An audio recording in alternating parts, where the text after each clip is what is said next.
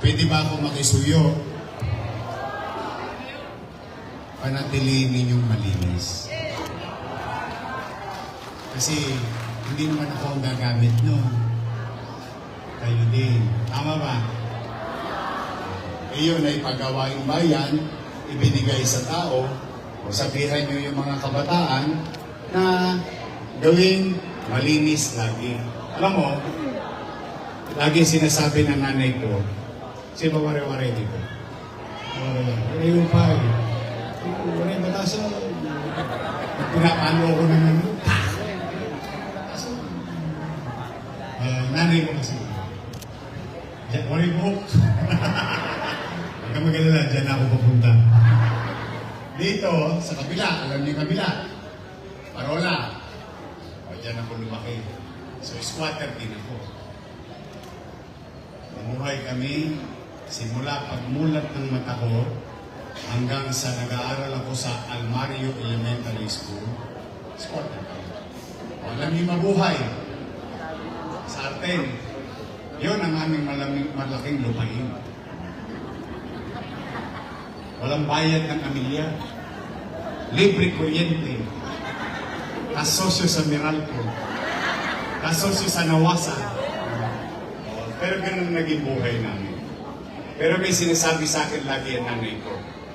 Tsaka tatay ko. Sino ang tikin nyo? Antikin nyo. Meron ba Ilonggo? Antikin niya. Antikin niya. O, antikin niya. Mga Ilonggo. Kumaon na mo? Ha? Pero, mga antikin nyo. Antikin niya. Kaya nanay ko, kaya yung magulang ko, extreme. Yung tatay ko, malambing. Alam mo naman ang mga Ilonggo. Malambing yung atsyun ka mo.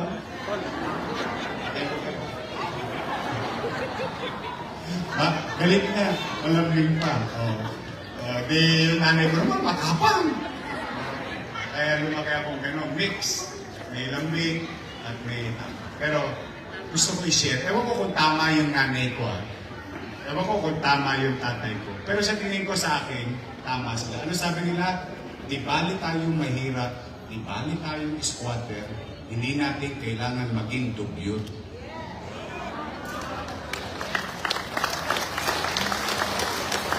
May dignidad sa pamumuhay.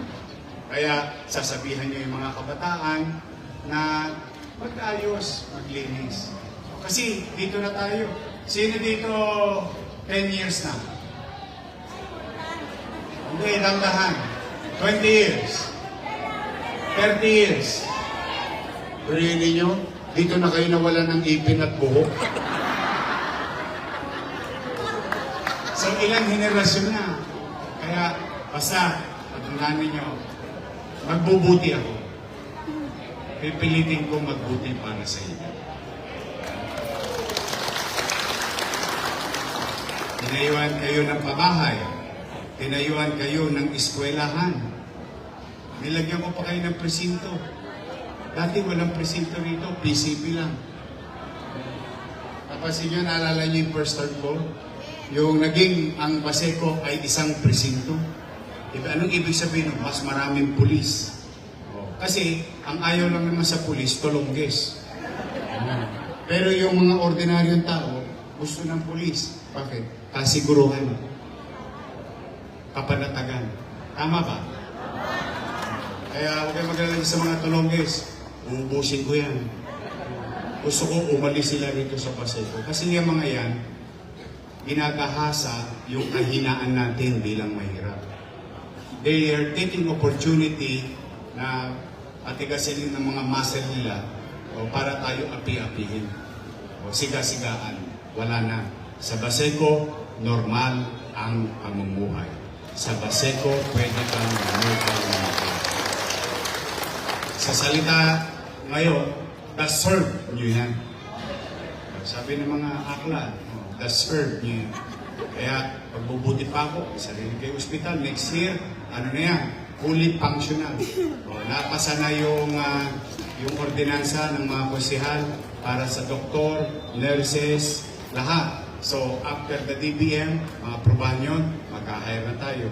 Yung x-ray ninyo, napondohan ko na 3 weeks ago. May sarili kayo. Mga gamit. Ano yan? Talagang unti-unti yan. Hindi ako titig. For the meantime, may doktor, may gamot. Pag wala akong maibigay na gamot sa inyo, bibigay ko sa inyo, Kispirin. Yakapsul. Yung mga taloges, bibigyan ko ng gamot. Togmolodon. Yung tagko-ulo nila pag ginulo kayo. But I'm very happy. Now, nandito kami, nandito si Kusiel Tolma. Sir Borromeo, pinakabata sa amin lahat. Bobby Espiritu, J.B. Lizon, si Tony Paco, si Vice Mayor. Ang inyong lingkod, si Yorme, nandito kami lahat. Alam niyo naman, ang Maynila, Alaus Chape. Alam niyo naman na yan, di ba? Pero, nagsisinop talaga ako na mapagkasya ka. Parang tatay, parang nanay sa bahay. Pinagkakasya-kasya mo lang. At binibigyan mo ng prioridad yung mga importanteng bagay. Tama, mali? At pinaka-importante sa lahat, di ba, gula-gulanit na damit natin, ang importante, chicha. Kasi nakakasira ng ulo yung walang makalo. Nagdidilim ang paningin mo. Pero, kahit tayo tipid, ang inyong pamahalang lungsod, nagtulog-tulog kami, makahanap ng paraan, kasi gusto ko, ngayong Pasko, walang magutom sa lungsod ng Maynila. Yung, ewan ko kung alam niyo yung salita niya, sa nanay ko kasi naririnig yun. Yung alam mo yung may mapagharimunan lang tayo sa special occasion. O dyan, mamaya yung iba dyan, pwede nyo nang tirahin. Yung iba dyan, itabi nyo na. Para pagdating ng Pasko, kahit walang pera, sama-sama ang pamilya, may mapag-aharimunan tayo, mag-celebrate tayo ng holiday, ng Noche Buena together. At niawa ang Diyos. Niawa ang Diyos. Sabi nga sa mga kapatid, inshallah. Tama ba? Inshallah. Niawa ang Diyos. Makakatawid din tayo. Makakarawas din tayo. Naniniwala ba kayo? Do your best and God will take care of you. So, Merry Christmas. Sa mga lolo't lola ko, may isa pa akong darating. Siyempre, special child kayo sa akin. Meron akong regalo sa inyo. Di ba taon-taon, nung mayor ako, meron kayong laging regalo. May regalo ng pamilya, may regalo pa ang lolo't lola. Abangan ninyo yun. Ngayon din, December yun. Tapos yung inyong fourth quarter, October, November, December. Unang pati ng taon. Paldo ang mga lolo't lola. Pwede yun, ha? Pasensya na sa mga kabataan, ha? Medyo priority ko lang yung mga lolo't lola. Okay, mag-alala.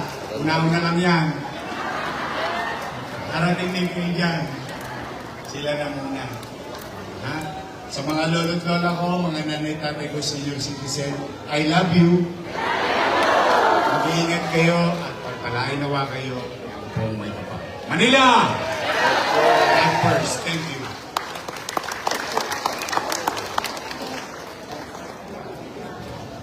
Maraming salamat po, Your Isko Moreno de Bagoso. At ngayon po ay magsisimula na po tayo magbigay ng ating mga pamasong handog. Muli po palapakan natin ang ating buting pulong lungsod, Yorme Isko Moreno de Bagoso, kasama po ang ating Isla Garden, Vice Mayor Chi Atienza.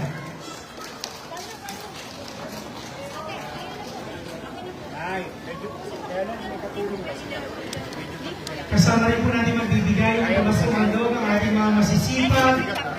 konsihal mula po sa ikalawang distrito ng Maynila, Konsihal Chen Romeo, Konsihal Monyo Paco, Konsihal Bobby Espiritu, Konsihal Conrad Ignacio, at Konsihal Attorney J.D. Rizzo.